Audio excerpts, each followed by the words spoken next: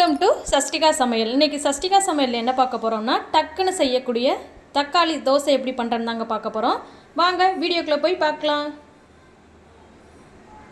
தக்காளி தோசை பண்ணுறதுக்கு ஒரு மிக்சி சாரில் ஒரு தக்காளி ஆட் பண்ணிக்கலாம். இது கூட ஒரு சின்ன துண்டு இஞ்சி, இது கூட 3 காஞ்ச மிளகாய் ஆட் பண்ணி நல்லா ஃபைன் பேஸ்ட்டாக அரைச்சி எடுத்துக்கலாம்.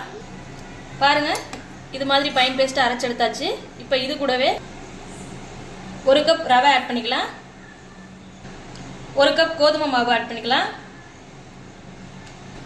1/4 கப் அளவு அரிசி மாவு, இது கூடவே கொஞ்சம் உப்பு ஆட் பண்ணிக்கலாம்.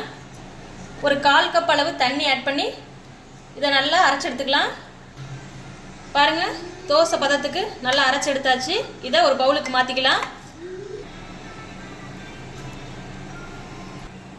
இப்போ இது கூட கொஞ்சமாக சீரகம் ஆட் பண்ணிக்கலாம். இது கூடவே பொடியாக நறுக்கி எடுத்து வச்சுருக்க வெங்காயத்தை ஆட் பண்ணிக்கலாம். இப்போ இதை நல்லா மிக்ஸ் பண்ணிவிட்டு ஒரு 5 மினிட்ஸ் அப்படியே மூடி போட்டு மூடி வைக்கலாம். இப்போ பாருங்கள், 5 மினிட்ஸ் ஆகிடுச்சு. நம்ம இப்போ தோசை ஊற்றிடலாம். இப்போது கல்லை சூடு பண்ணிவிட்டு தோசை ஊற்றிடலாம்.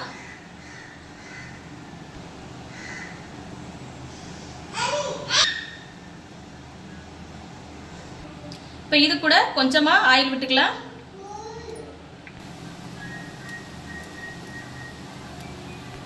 இப்போ ஒன் சைடு நல்லா வெந்துருச்சு. இப்போ இதை திருப்பி போட்டுக்கலாம். பாருங்கள் ஃப்ரெண்ட்ஸ், தோசை நல்லா வந்துருச்சு. தக்காளி தோசை. இதை நம்ம இன்னொரு பிளேட்டுக்கு மாற்றிக்கலாம்.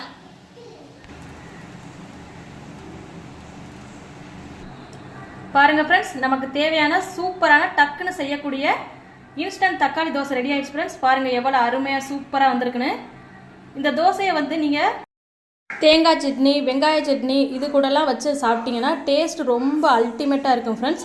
நீங்களும் இந்த ரெசிபியை கண்டிப்பாக ஒரு முறை ட்ரை பண்ணி பாருங்கள். ட்ரை பண்ணி பார்த்துட்டு டேஸ்ட் எப்படி வந்துச்சுன்னு கமெண்ட்டில் சொல்லுங்கள் ஃப்ரெண்ட்ஸ். இது டக்குன்னு செஞ்சிடலாம். இதை நீங்கள் குழந்தைங்களுக்குலாம் செஞ்சு கொடுத்தீங்கன்னா நல்லா விரும்பி சாப்பிடுவாங்க. இந்த ரெசிபி உங்களுக்கு பிடிச்சிருந்துச்சுன்னா மறக்காமல் நம்ம சேனலில் சப்ஸ்கிரைப் பண்ணுங்கள், லைக் பண்ணுங்கள், கமெண்ட் பண்ணுங்கள் ஃப்ரெண்ட்ஸ். தேங்க்யூ.